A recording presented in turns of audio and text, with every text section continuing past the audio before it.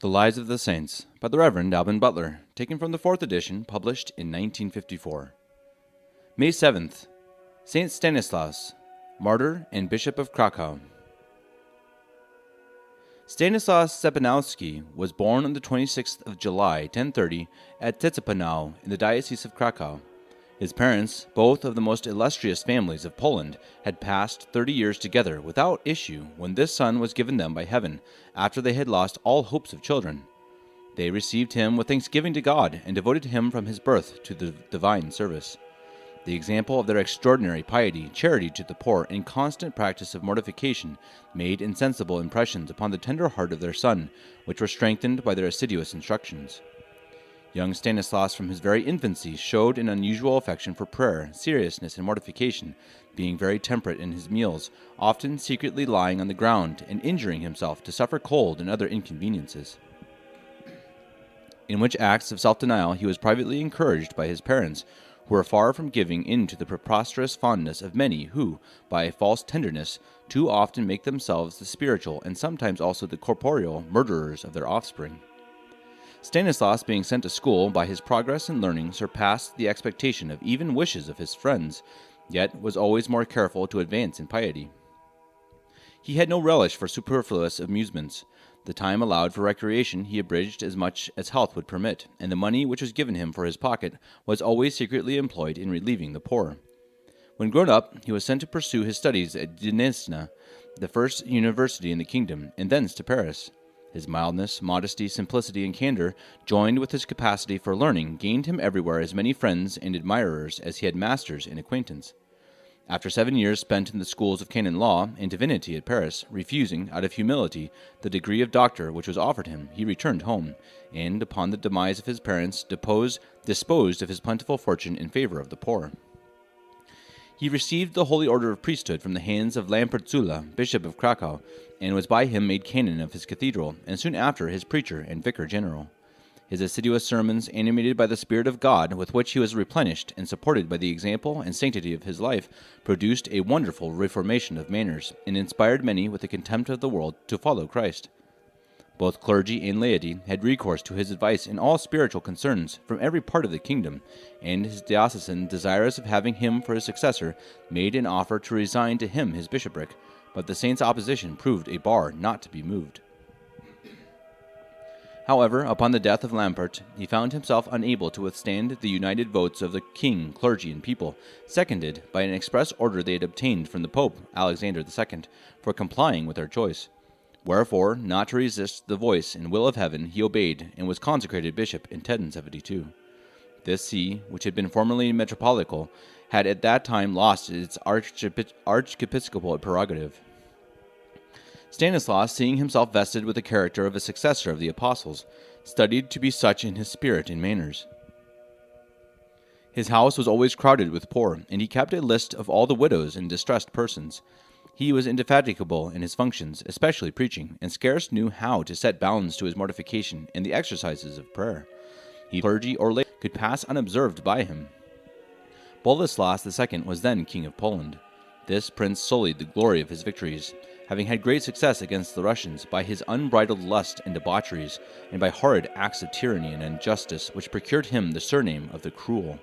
Though married, he was not ashamed to offer violence to several ladies of quality, and from private crimes broke at last into the most public and brutish extravagances. Those who approached him durst not make him proper remonstrances, such was the dread of his fury. Stanislaus, however, boldly laid before him in private the scandal and enormity of his conduct. The king endeavored at first to extenuate his guilt, and then, pressed closer by the saint, made some show of repentance.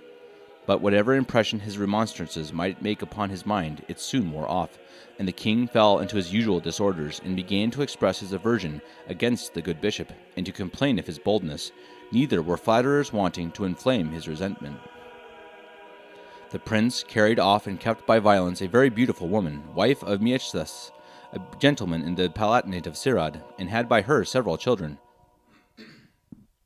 The Archbishop of Gniezno and others of the episcopal order that had free access to the king's person were hereupon solicited by the nobility to carry their complaints to the king and lay before him the enormity of his crime.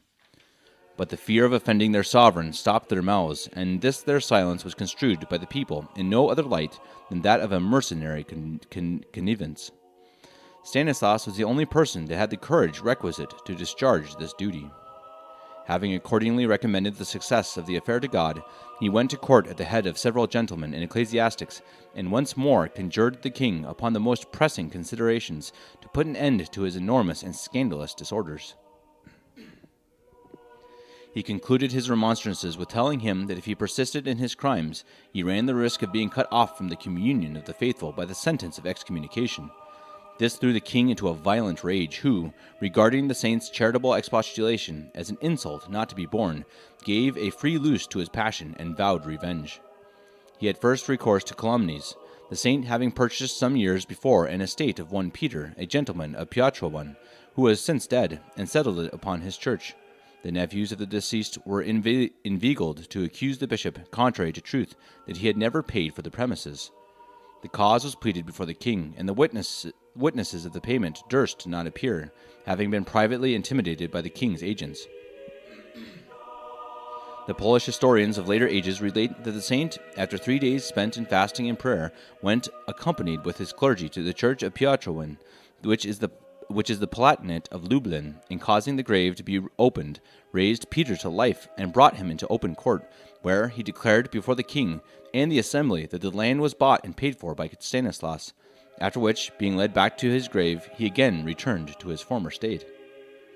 After this trial, the king seemed reconciled with the saint, but the succeeding acts of cruelty which he exercised upon his subjects, to whom he became a more inhuman tyrant than he had been even to his conquered enemies at Kijau in Russia, stirred up again the zeal of the holy pastor.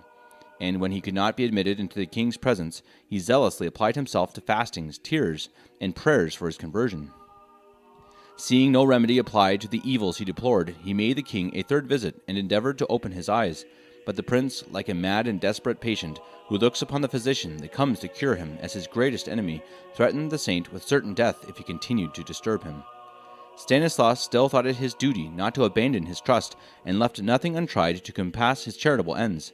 But finding all measures ineffectual, he, after a fourth visit, excommunicated him. And, having left orders with the canons of the cathedral to break off the church office in case the king, in defiance of the censure, should attempt to enter the church while the service was performing, he left the city and retired to St. Michael's, a small chapel at a small distance from Krakow. Thither the king followed him with his guards, whom he ordered to massacre him on the spot. But going into the chapel with this intent, they were struck with such a respect and dread at the presence of the venerable bishop that they durst not attempt it, telling the king that a great light from heaven had affrighted them and prevented their executing his orders. The like happened to a second and third troop, upon which the king went in himself to animate them to perpetrate the murder. Yet no one durst strike the man of God till the king himself, calling them base cowards, rushed forward and dispatched him with his own hand. Then his lifeguards fell on and cut the martyr's body into pieces, which they scattered about the fields to be devoured by beasts and birds of prey. But eagles are said to have defended them, till the canons of his cathedral, 3 days after, gathered them together and privately buried them before the door of the chapel in which he was martyred. 10 years after, the body was translated into the cathedral in Krakow in 1088 and honored with innumerable miracles. The barbarous king forbade all marks of sorrow or mourning for his death. Pope Gregory VII excommunicated the tyrant and all his accomplices in this sacrilegious act, and the unhappy prince, tormented with the rack of his own conscience and seeing himself detested by all his subjects, fled out of Poland into Hungary, and there perished miserably, some say by becoming his own executioner. Stanislaus was crowned on the 8th of May, 1079. He was solemnly canonized by Innocent IV in 1253. How carefully are we bound to guard our heart, even in our tender youth, that it may be a constant source of innocence and happiness. Who will discover to us all the illusions of our passions, all the snares they lay for us? We must watch these domestic enemies and observe all their motions. In all our undertakings we must narrowly examine our own hearts, and ask them if some passion does not secretly steal into our souls, and seek some by interest in what we do. We must particularly suspect whatever seems to lean toward our darling or ruling passions. These especially deceive us under 1,000 disguises. Those which we mistrust must put on the appearance of those against which we are less upon our guard. It is by this watchfulness to discover and curb their first irregular emotions, by habitual self-denial and assiduous prayer, that we shall purify and cultivate our hearts, and keep our enemies under due restraint, which is the victory of virtue.